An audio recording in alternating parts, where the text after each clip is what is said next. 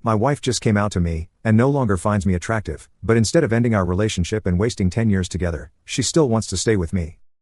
We've been together for 10 years, married for 4. She was, and still is, the love of my life, and the thought of living life without her is unbearable. Yesterday morning, I woke up and noticed her sitting on the patio, crying, so I obviously went to console her and figure out what was wrong. While fighting back tears, she managed to tell me that she's a lesbian, and she's so sorry, that she isn't attracted to me anymore, but she also doesn't want to leave me. I've always known she was into women as well, but it was never an issue for me. We've had quite a few experiences with a third in the bedroom. With many different women over the years, and they've all been amazing. I've even been fine with her exploring that side of herself with other women without me. I just wanted her to be happy and fulfilled. The entire day was spent either crying or talking about our now uncertain future. All the plans we had made, buying a home, traveling, getting dogs and cats, retirement, went up in smoke. We had a fantastic intimate life up until just a few days ago. We would have intimacy at least a few times a week, and we rarely failed to get each other off. We experimented and grew with each other over the years, exploring new kinks and figuring out new ways to please one another. I told her I didn't blame her, that if she really is a lesbian, it's not her fault, and she hasn't really done anything wrong, but that doesn't make it hurt any less. She's my best friend. We have, such a wonderful, supportive relationship, and we've been through so damn much together. I can't stand the thought of losing her and starting over. She said she doesn't want to leave me, that she still wants a future with me, just without the intimacy. But she also understands how unfair that is to me, so she's fine with me finding an intimacy buddy or two if I want it. All I really want is her, though. I'm so insanely attracted to her, and I make sure to tell her so every day. She's the hottest woman in the world to me, but finding out that attraction is one-sided has obviously shattered my heart and crippled my self-esteem. I don't know what to do. I'm certain most of the comments I get will be along the lines of move on or the classic lawyer up, start hitting the gym, but I don't know if I'm strong enough to do that. I'm praying she's going to wake up and realize she made a mistake, that she's just overwhelmed and confused. Deep down, I know that's not how this works, but the wounds are still so fresh that I'm grasping at any little straws of hope I can find. We don't have any kids, all our pets have passed away, but we did just move into a new house last week, so we may be stuck together until at least next March. I just want my wife back. Relevant comment. You're going to have to eventually leave. It's too much of a burden to live with. Can you imagine every day, being so close to someone you love like that and being unable to be with them, not just intimately, but in every way? Can you imagine listening to her get off with someone else?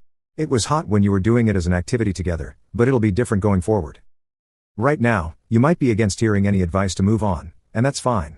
But it's a special kind of hell you're about to enter. You won't even begin to heal until you've had a clean break and some time to process everything. Source: my brother's brother, his dad and another woman's kid, killed himself over something very close to what you're describing. Update. It seems like just yesterday I was mentally formulating a 1-year update for this situation, and here we are at the 2-year mark. Crazy.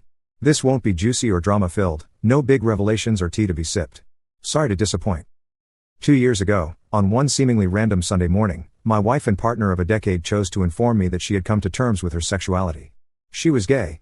I thought I had known heartbreak, seeing as how my first girlfriend went to visit her home country and never came back.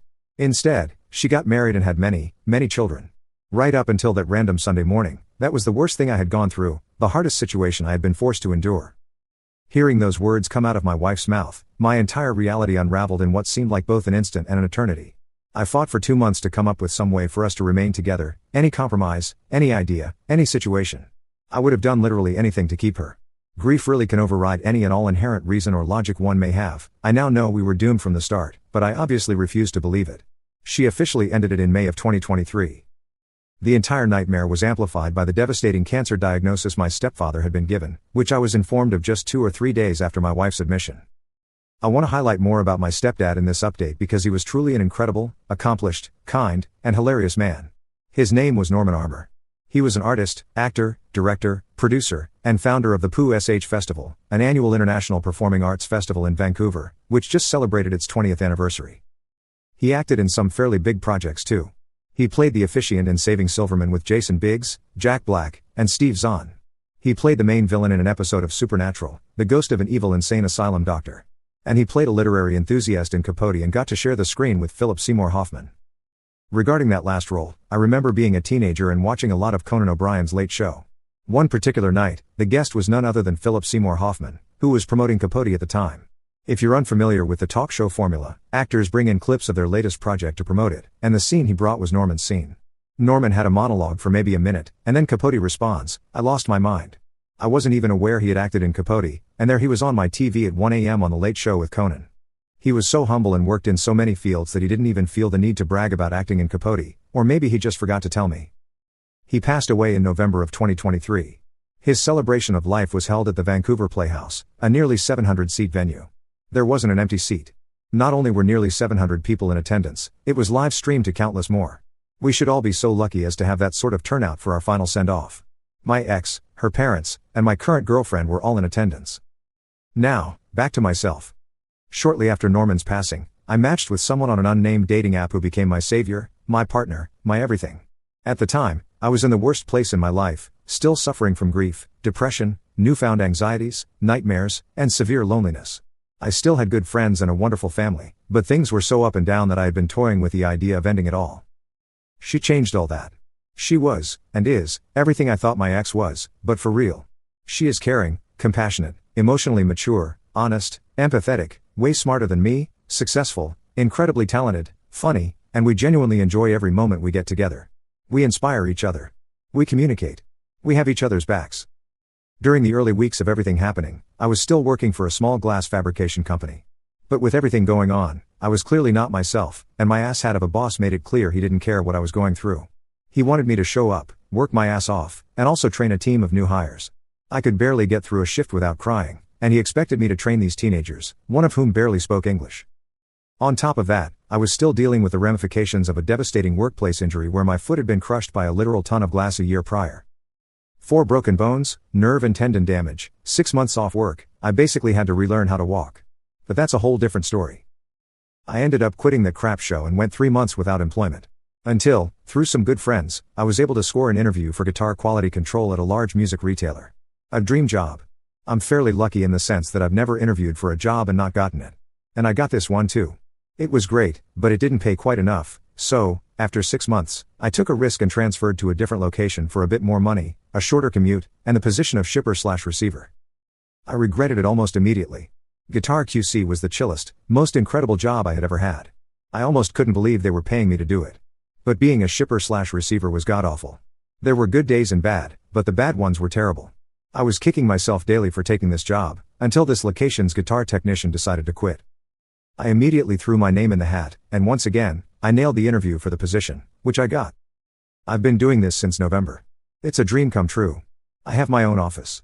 I get to fix guitars, basses, banjos, mandolins, and ukuleles all day, every day, and I have to constantly pinch myself to make sure it's all real. It vindicated my decision to swap locations. The universe put me through the ringer and finally decided to cut me a break. I moved in with my new partner earlier this week. It was really emotionally heavy to go through the last house and clear out all my stuff. Wandering through it, I relived every traumatic moment with my ex like it was an instant replay.